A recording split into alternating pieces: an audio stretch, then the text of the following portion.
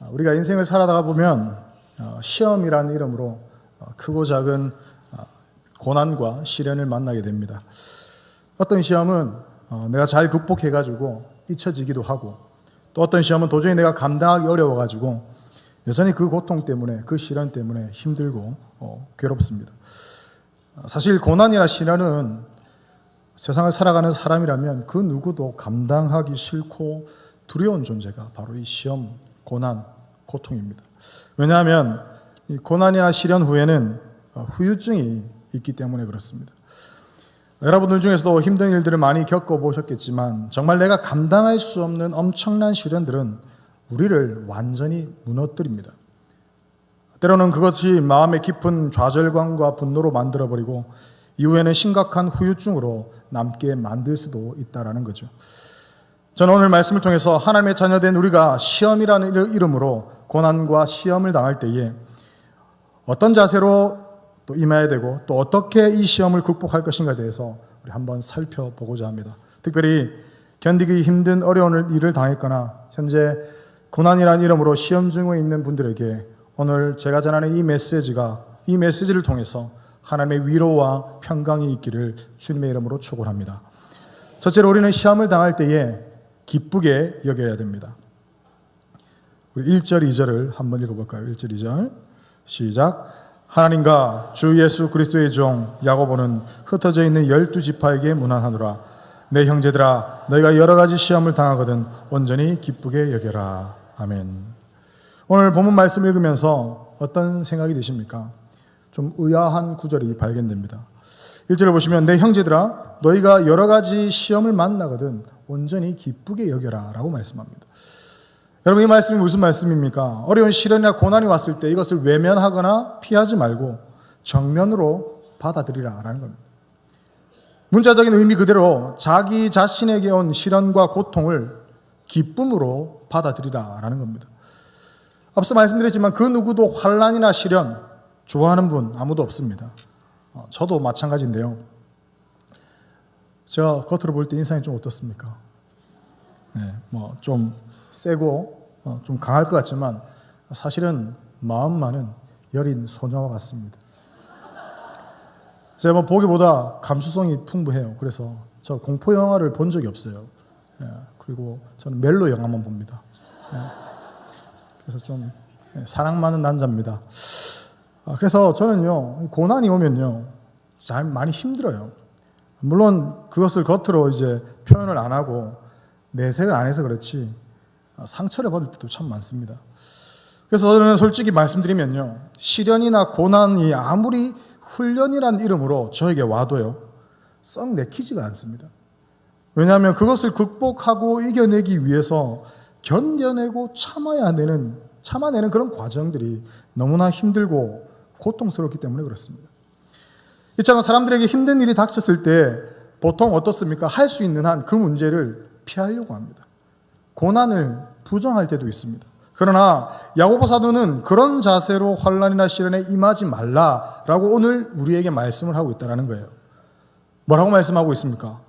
여러 가지 시험을 만나거든 온전히 어떻게 하라고요? 기쁘게 여겨라.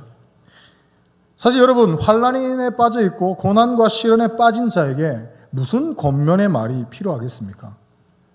우리 오평원도 앉아 계시지만 애인과 헤어진 사람에게 무슨 위로가 필요하겠습니까?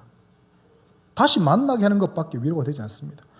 사업에 실패하거나 또 사업이 잘 되지 않아서 힘들어하는 사람에게 무슨 위로가 필요하겠습니까? 사업이 번창하게 해주는, 직접적으로 도와주는 그런 방법밖에 없습니다. 이처럼 다른 사람이 여러 어려움과 환난 가운데 있을 때에 그 사람이 확실하게 위로가 되려면 가장 좋은 방법은 확실하게 그 사람의 필요를 채워주면 됩니다. 그렇지 않으면 그냥 조용히 지켜봐 주는 것밖에 없습니다. 그런데 이 야고보 사도는 그냥 조용히 지켜보고만 있지 않았다라는 거예요. 흩어져 있는 교회들이 여러 가지 어려움에 빠져 있다는 소식을 듣고 뭐라고 이야기하냐면 이 어려움 당하는 거 아무한테 오는 거 아니다. 좋은 기회니까 기쁨을 한번 잘 감당해봐라 라는 식으로 오늘 말씀을 하고 있다는 거죠.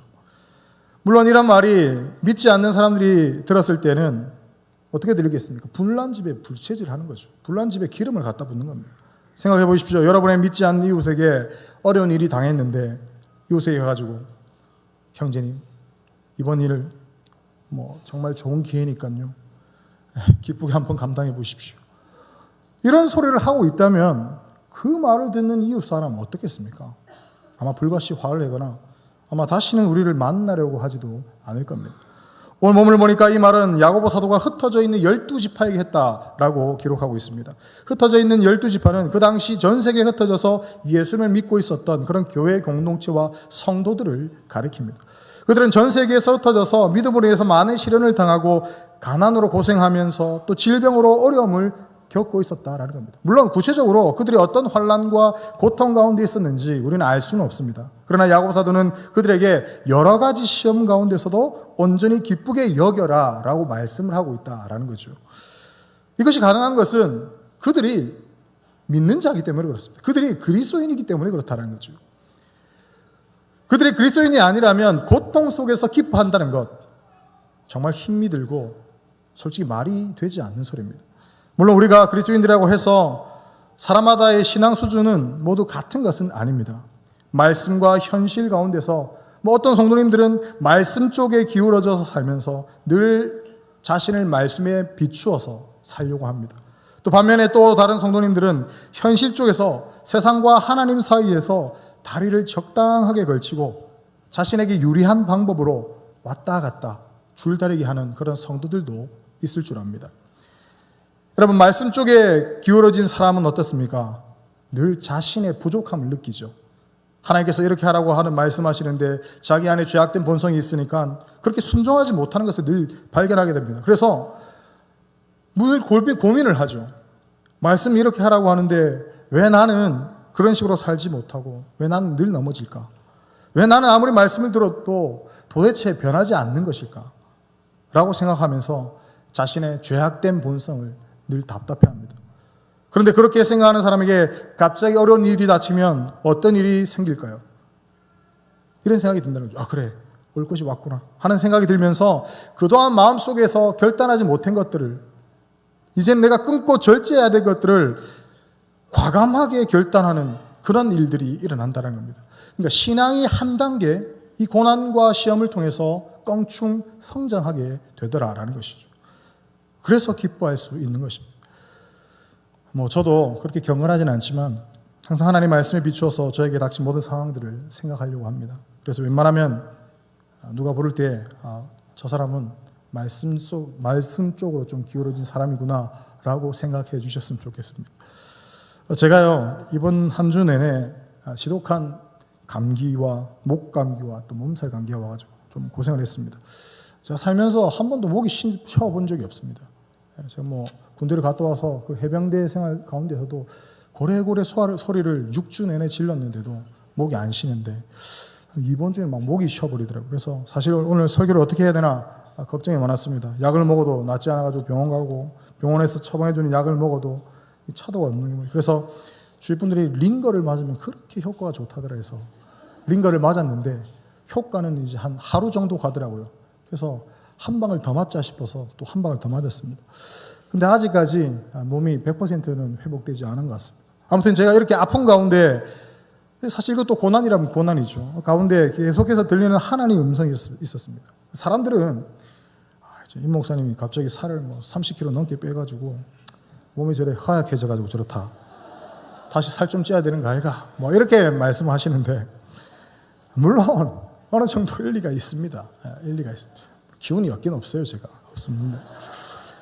근데 저는 아픈 가운데 들려주신 하나의 음성이 뭐냐면 네가 그렇게 젊고 건강할 때에 하나님의 말씀을 더 많이 묵상하고 미리 준비를 좀 하라는 거예요.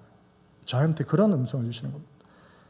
그래서 저도 생각해보면서 말씀을 연구하는데 말씀 보는데 내가 좀 소홀하지 않았나라는 생각이 들었고 나에게 이렇게 건강 주시고 또 아직 젊을 때에 더 많이 말씀을 읽고 연구해서 미리미리 준비를 해놔야겠다 이런 말씀도 생각도 함께 들었습니다. 그래서 하나님께서 이번에 이 감기를 주셨구나 이렇게 독한 감기를 주셨구나라는 생각도 하게 되면서 사실은 이번 감기가 염려는 되었지만 오히려 기뻐할 수 있었고 저희 사역에 더 큰 힘이 되는 계기가 되었습니다.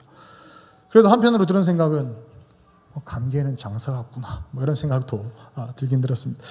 이 말씀 쪽에 기울어진 삶을 사는 성도는 자신에게 갑자기 닥친 환난이 지금까지 자신을 사로잡고 있던 모든 사슬을 끊고 하나님 앞에 담대하게 나아가게 하는 그런 결단력이 생긴다는 거예요. 이 사람은 지금 자기에게 하나님의 징계와 매가 필요한 그런 시점인 것을 아는 겁니다. 그래서 이번 기회에 끊어버릴 거 다 끊어버리고 새롭게 시작해보자 라는 그런 마음으로, 기쁜 마음으로 그 환난을, 그 고난을, 그 고통을 받아들이고 실제로도 그 고통 가운데서 기뻐하게 되더라라는 것입니다. 그러나 여러분, 말씀을 가까이 하지 않는 현실편에 선 그리스도인들은 고통이 오고 시련이 와도 왜 이것이 왔는지, 왜 자기한테 이 고통과 고난이 왔는지 알지를 못한다는 거예요. 아니, 내가 교회도 빠지지 않고 봉사도 열심히 잘하는데 왜 이런 일이 자신에게 일어났는지 알 수 없다라고 생각합니다. 왜 나만 이런 고난과 고통을 겪어야 됩니까? 도대체 하나님이 있으시면 이런 일은 왜 나에게 허용하십니까? 저는 도무지 알 수 없습니다 라고 하나님께 소리를 지른다는 거예요. 그래서 급기야는 어떻게 됩니까? 하나님에 대해서 회의가 생기고 급기야 신앙을 포기하는 일들도 종종 일어나게 됩니다. 여러분, 제가 왜 이 말씀을 드리는 것일까요? 우리 그리스도인들은 항상 말씀 앞에서 자기 자신을 살피며 살아야 한다는 겁니다. 그렇지 않으면 고난이나 시련이 왔을 때에 이것이 왜 왔는지, 또 이것이 무엇을 의미하는지 전혀 알지 못하고 오히려 가지고 있는 미전마저도 많은 손상을 입고 실패로 끝나버린다라는 것입니다. 우리 자신을 말씀 앞에 놓고 보면요, 아무리 애를 써도요 더 이상 나아갈 수 없는 그런 한계를 발견하게 됩니다. 여러분, 어떻습니까? 우리가 머리로는 모든 것을 다 알고 있지만 돈이 아깝습니다. 설교로는 들어서 다 알고 있지만 실제로 그렇게 하기가 싫다라는 거예요. 그래서 아무리 말씀을 들어도 더 이상 앞으로 나아가지 못하도록 만든 그런 장애가 있다는 것을 우리는 종종 깨닫는다는 거죠. 그렇다면 그러한 장애를 뛰어넘을 수 있는 방법이 무엇이겠냐라는 겁니다. 그것은 바로 우리에게 닥친 시련과 환난이다라는 겁니다. 쉽게 말씀드리면 정신이 번쩍 들도록 한 대 맞으면 그 장애를 넘을 수가 있다는 겁니다. 말씀에 기울어져 사는 사람에게 어려움이 오면 이 고난이 왜 왔는지 묵상하고 과감하게 결단도 내린다고 그랬습니다. 지금까지 체면 때문에 끊지 못하고 질질 끌려다녔던 것들, 습관이 되어버려가지고 안 되는 줄 알면서도 끊어지지 못했던 그런 죄악들, 그런 습관들, 이 고난을 통해서 결단력을 내려서 단번에 끊어버린다는 거예요. 다시 말해서 이런 시험과 고난으로 인해서 모든 것으로부터 자유로워진다라는 것입니다. 그런데 그렇지 않고 세상의 기준에서 자신을 맞추고 있는 사람들의 입에서는 계속 그런 말이 나옵니다. 왜 이런 일이 나에게 일어나야 됩니까? 왜 하나님께서 정말 신앙생활을 한번 내가 잘해보려고 오늘부터 내가 새벽기도 나왔는데, 오늘부터 3대 예배 나왔는데 왜 이런 일을 나에게 생기게 하십니까? 해도 너무하신 거 아닙니까? 이런 시련을 저에게 왜 허용하시는지 저는 도무지 납득할 수가 없습니다. 이런 말들만 쏟아낸다라는 거죠. 오늘 우리 그리스도인들이 정말 우리 그리스도인들을 정말 답답하게 하는 것이 무엇입니까? 그것은 하나님 안에서 우리가 더 풍성해지고 더 자유로워지고 더 큰 은혜의 자리로 나아가서 살고 싶은데 그것이 잘 안 된다는 겁니다. 그것이 잘 안 돼서 답답합니다. 그런데 여러 가지 세상 일에 매이고 내가 연약해서 그렇게 하지 못한다라는 거예요. 그렇다면 오늘 사도 야고보가 하는 이 말씀은 바로 저와 여러분에게 하는 말씀입니다. 지금 이 자리에 계신 성도님들 중에서 여러 모양으로 힘든 문제를 안고 힘들어하고 계신 분들이 계십니까? 이제는 그 고난 자체에 매이지 말고 그것이 온 이유와 그것을 통해서 얻어질 유익을 한번 생각해 보시기 바랍니다. 그리고 기쁨으로 그 어려움을 받아들이시기 바랍니다. 시험을 당할 때에 우리가 취해야 될 태도는 어떤 태도라고요? 기뻐하는 것입니다. 기쁨으로 받아들이고 그 시험을 제대로 확실하게 한번 통과해 보는 것입니다. 그렇게 해야 세상에 매이지 않고 하나님 안에서 더욱 풍성하고 자유로운 삶을 살 수가 있다라는 것입니다. 물론 시련과 고난이 닥치자마자 환호하면서 고난이 왔구나, 좋아, 이런 분들은 계시지 않을 겁니다. 하지만 그 가운데서 하나님의 기쁘신 뜻을 발견하게 된다면 금방 우리 앞에 닥친 고난이라고 할지라도, 시련이라고 할지라도 이제는 우리가 기뻐할 수 있을 줄 믿습니다.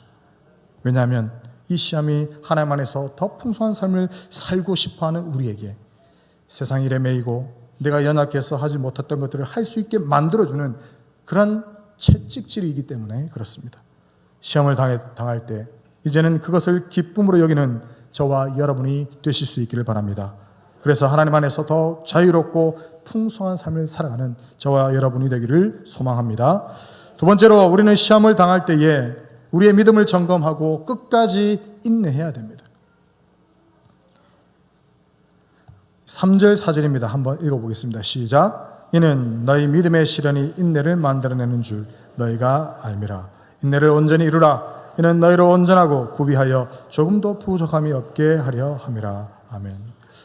이 모든 어려움이 생기는 이유가 무엇입니까? 그것은 우리가 가지고 있는 믿음과 사실은 관계가 있습니다. 다시 말해서 이 시련과 고난을 통해서 나의 믿음을 점검하고 하나님의 저울에 한번 달아보라라는 것입니다. 하나님께서는 우리에게 갑자기 닥친 어려움을 통해서 우리의 신앙, 즉 우리의 믿음이 진짜인지 가짜인지 시험해 보십니다. 우리가 말로만 하는 것으로 그 사람의 신앙을 알 수가 없어요. 사람이 어려움을 당해보면 자기가 고백한 신앙이 얼마나 진실된 것인가를 구별됩니다. 그리고 이 시련은 우리를 만들어가는 그런 연단의 과정이기도 하죠. 오늘 말씀은 분명히 인내를 온전히 이루라 라고 말씀하고 있습니다. 온전히 이루라는 말씀은 끝장을 보라는 겁니다. 끝장을. 내 삶에 인내의 열매가 완전히 맺혀질 때까지 포기하지 말고 끝까지 나아가라 라는 말씀입니다. 그냥 가만히 있지 말고 시험에 왔을 때에 오히려 인내의 열매를 맺기 위해서 엄청난 노력을 해보라 라고 우리에게 말씀하고 계시다라는 거죠. 여러분 왜 이렇게 해야 됩니까? 오늘 말씀은 이는 너희로 온전하고 구비하여 조금도 부족함이 없게 하려 함이라. 이것이 무슨 뜻입니까? 시험을 통해서 조금도 부족함이 없는 성숙한 하나님의 사람이 될 수 있다라는 말씀입니다. 시험을 당할 때 길러진 인내력을 통해서 우리가 충분히 성장해서 어떤 일에도 굴복하지 않는 강한 믿음의 사람이 될 수 있다라는 것입니다. 여러분 성도라면 이런 소리를 한번 듣고 싶죠. 저 사람은 정말 믿음의 사람이구나. 나도 하나님의 능력을 경험하고 싶고 나도 기도하면 바로바로 응답받는 그런 사람이 되고 싶어 합니다. 하나님의 능력으로 기적을 경험한 간증을 들으면 나도 정말 하나님이 살아계신다는 것을 정말 경험하고 싶고 또 체험하고 싶다. 그런 생각이 들어요. 그런데 중요한 것은 우리가 믿음의 사람이 되는 과정은 싫어한다는 것입니다. 다시 말해서 이런 시련이라는 훈련을 통해서 우리의 인내가 온전히 이루어지는 것을 우리는 별로 썩 좋아하지 않는다는 거예요. 기도하면 응답은 받고 싶어 하지만 간절하게 기도하는 것은 싫어한다는 거죠. 그러면서 왜 내 기도는 응답해 주시지 않느냐 실망하고 그냥 하나님만 원망한다는 거죠. 고난 가운데 인내 훈련을 받아야 인내의 사람이 되는 것입니다. 하나님께서 나도 인내의 사람으로 변화시킬 수 있다는 것을 믿고 인내의 훈련을 통해서 인내를 맺는, 인내의 열매를 맺는 그 인내의 사람이 되실 수 있기를 바랍니다. 그래서 인내의 열매가 맺어지기까지 끝까지 끝장을 한번 보실 수 있기를 바랍니다. 그런데 우리가 인내하지 못하면 어떤 사람이 될까요? 창세기를 보면요, 아브라함과 사라 이야기가 나옵니다. 하나님께서 아브라함에게 이삭을 주시겠다고 약속의 말씀을 하시죠. 하지만 그 약속을 하신 후에 10여 년이 지났지만 아들이 태어나질 않는 겁니다. 그래서 사라는 어떻게 합니까? 자기 여종 하갈을 남편에게 첩으로 주어서 아들을 낳게 합니다. 그러니까 우리가 인내하지 못하고 기다리지 못하면 뭘 사용하게 되는 겁니까? 하나님 분명히 주시겠다고 약속하셨는데 인간 마음대로 편법을 사용하게 되더라는 거죠. 끝까지 믿음으로 살지 못하고 인내하지 못하면 세상과 타협하고 굴복하게 되는 그런 삶을 살게 되더라는 겁니다. 하나님의 때와 하나님의 방법을 기다릴 줄 아는 것, 인내, 그것이 곧 믿음입니다. 그때까지 타협하지 않고 굴복하지 않고 버티는 것, 견디는 것, 그것이 바로 믿음이다라는 것입니다. 하나님의 때에 하나님의 방법으로 우리에게 주실 때에 가장 확실한 응답을 받는 것입니다. 여러분 신앙이 어린 사람의 특징이 무엇이겠습니까? 자기가 생각한 것이 당장 이루어지지 않으면요 쉽게 낙심하고 절망합니다. 금방 무엇인가 되지 않으면 쉽게 포기해버립니다. 그러나 시련 가운데서 참고 견디면요, 놀라운 인내심을 가지게 된다라는 겁니다. 왜냐하면 그 사람은 하나님의 때와 우리의 때가 다르다는 것을 알기 때문에 그렇습니다. 여러분, 기도 많이 해보셨잖아요. 기도하면 정말 우리는 급한데 하나님은 정말 급하지 않으실 때가 있어요. 반대로 우리는 급하지 않은데 하나님은 엄청 급하실 때가 있다는 거예요. 하나님의 백성의 기본적인 자세는 시간을 나에게 맞추지 않고 하나님의 시간에 맞추는 것입니다. 자기는 그 자리에 머물고 싶어도 하나님이 서두르시면 서둘러 가는 겁니다. 자기는 급하지만 하나님께서 아무런 반응이 없으시면 조용히 그냥 기다리는 겁니다. 하나님의 시간과 나의 시간을 맞추는 것보다 중요한 훈련은 사실은 없다라는 거죠. 하나님께서는 때때로 우리의 기도에 응답하시지 않고 내버려 두십니다. 그렇게 하심으로 우리의 믿음을 달아보시며 우리로 하여금 하나님의 때에, 하나님의 시간에 맞추게 한다라는 것입니다. 여러분 생각해 보십시오. 누가 주인이고 누가 종입니까? 하나님이 주인이고 내가 종입니다. 그러면 우리가 누구의 시간에, 누구의 스케줄에 우리가 맞춰야 하겠습니까? 하나님이 어느 쪽으로 인도하시든지 거기에 민감하고 거기에 맞추어서 자신을 포기하는 훈련이 필요하다라는 것입니다. 그 훈련이 된 사람은요, 무엇이든지 할 수 있습니다. 그 사람은 어떤 일을 시켜도 넘어지지 않습니다. 인내를 이루지 못한 사람은 일시적으로는 열심을 낼 수 있지 몰라도 오래 견디지 못하고 결국 쓰러지고 맙니다. 하나님께서는 우리를 그냥 일회용 종이컵처럼 한 번 사용하시고 버리시는 그런 분이 아니십니다. 우리를 일시적으로 사용하고 버리신 것이 아니라 시간이 가면 갈수록 더욱더 귀한 그릇으로 만들어가면서 사용하시는 줄로 믿습니다. 주님께서 나를 고난을 통해서 훈련시키는 것은 나를 끝까지 아름답게 쓰시려는 주님의 계획임을 우리는 깨달을 수 있어야 한다라는 겁니다. 야고보 말씀처럼 고난 가운데서 인내를 온전히 이루시길 바랍니다. 그러면 끝까지 넘어지지 않고 주님이 주신 사명을 영광스럽게 잘 감당할 수 있을 줄로 믿습니다. 끝까지 영광스럽게 자기가 달려갈 길을 달려가는 비결은요, 그냥 뻣뻣하게 이렇게 있는 것이 아니라 미리 꺾이는 것입니다. 미리 순종하는 겁니다. 소위 말해서 알아서 기는 것입니다. 그리고 주님이 나를 사용하실 때까지 끝까지 인내하며 기다리는 것입니다. 끝까지 인내하며 버티는 것입니다. 그러면 하나님께서 반드시 그런 사람을 사용하시고 믿음의 사람으로 세워주실 줄로 믿습니다. 마지막으로 우리가 시험을 당할 때 하나님께 지혜를 구해야 합니다. 우리 5절을 한번 읽겠습니다. 5절 시작. 너희 중에 누구든지 지혜가 부족하거든 모든 사람에게 후회해 주시고 꾸짖지 아니하시는 하나님께 구하라. 그리하면 주시리라. 아멘. 우리가 시련을 당했을 때 여러분 가장 중요한 것이 무엇이겠습니까? 이 고난과 시련을 이길 수 있는 지혜를 얻는 것이에요. 우리가 평안하면요 고민하지 않습니다. 그러나 어려움이 오면 왜 이 어려움이 오는지 어떻게 대처해야 되는지 고민하는 가운데서 지혜를 얻게 된다는 거죠. 우리 믿는 사람들은 사탄과 싸우는 것이 사실은 육체적인 싸움이 아니라 영적인 싸움이고 지혜의 대결입니다. 사단은 이미 인간들을 수없이 다뤄보고 지배해왔기 때문에 우리를 잘 알아요. 그런데 이 사단이 알 수 없는 게 있겠죠. 무엇인지 아십니까? 바로 하나님의 지혜입니다. 이것은 믿음을 가진 자가 믿음의 기초에서 지혜를 사용하는 것입니다. 중요한 것은 그리스도인들이 이런 통찰력을 얻을 수 있는 것이, 이 하나님의 지혜를 얻을 수 있는 것이 이 시련의 기간을 통해서 하나님의 지혜를 얻을 수가 있다는 것입니다. 이때만큼은 하나님께서 우리에게 놀라운 지혜를 풍성하게 부어주신다는 거예요. 생각해보면요, 우리가 어려움이 생기면 보통 어떻게 합니까? 도대체 무엇을 어떻게 해야 될지 모르고 당황스럽습니다. 모든 것이 절망스럽기만 합니다. 여러 사람을 손꼽아 봐도요, 도움이 될 만한 사람이 아무도 없을 때가 있습니다. 그래서 하나님께 기도합니다. 하나님, 제가 지금 어떻게 했으면 좋겠습니까? 저는요, 아무것도 모르겠습니다. 저에게 지혜를 주십시오. 하나님의 뜻이 무엇입니까? 이렇게 무릎 꿇고 기도하면 하나님께서 반드시 지혜를 주시고 하나님께서 반드시 응답을 하신다라는 겁니다. 나에게 닥친 이 고난과 어려움 가운데 있는 하나님의 뜻을 발견하고 또 이것을 극복할 수 있는 하나님의 지혜를 얻게 된다라는 것입니다. 어떻게 할 때요? 하나님께 지혜를 구하는 자에게 하나님께서 지혜를 주신다라는 것입니다. 그리고 하나님께 기도한 사람은요, 그 하나님께서 기도해서 얻은 이 지혜는요, 없어지지가 않아요. 그 사람이 교만해지지 않는 이상 그 지혜는 그대로 있습니다. 그래서 시련 가운데 하나님께 지혜를 구한 자는 그 지혜가 이후의 삶에 놀라운 통찰력을 가지게 만든다는 겁니다. 앞으로 어떤 시련이 와도 그 가운데 하나님의 뜻을 쉽게 발견할 수 있는 그런 사람이 되더라라는 겁니다. 이런 사람이 사단과의 싸움에서 이긴다라는 겁니다.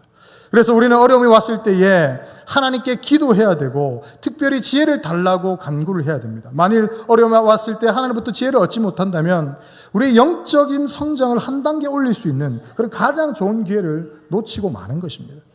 그러므로 시험을 당할 때에 구하는 자에게 후히 주시고 꾸짖지 아니하시는 하나님께 지혜를 구해야 할 줄로 믿습니다. 그런데요, 중요한 것이 하나 있습니다. 그것은 시험을 당할 때에 하나님께 지혜를 구하되 어떻게 하라고요? 의심하지 말고 믿음으로 구하라는 것입니다. 의심하지 말고 믿음으로 구해야 된다는 겁니다. 6절에서 8절 한번 읽어볼까요? 시작. 오직 믿음으로 구하고 조금도 의심하지 말라.